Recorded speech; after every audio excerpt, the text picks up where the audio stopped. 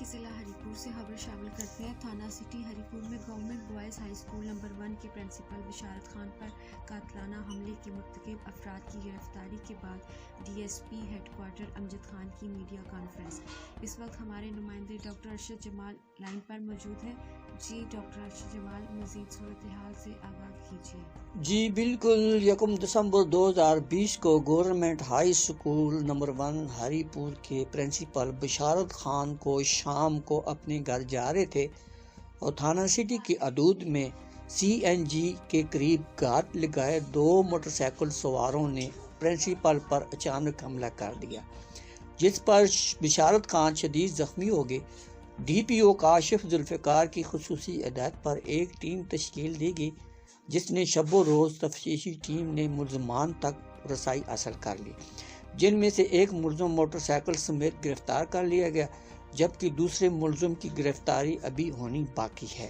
تھانہ سٹی نے زیر دفعہ 324/34 کے تحت مقدمہ درج کر کے مزید تحقیقات کا دائرہ وسیع کر دیا۔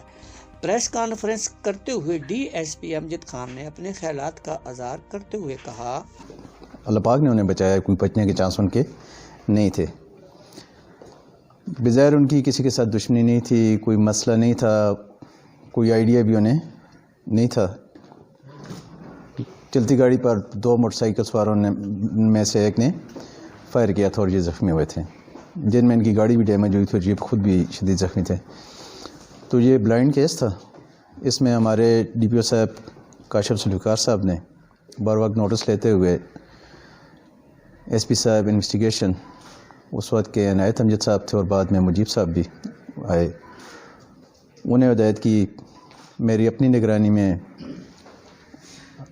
D S H O city Siddique Shah, اپنا انسپیکٹر صاحب O double I Munir Khan تھانہ سٹی اور دیگر افسران پر ٹیم تشکیل دی گئی اس معاملے کو حل کرنے کے لیے، اس معاملے کو ٹریس کرنے کے لیے۔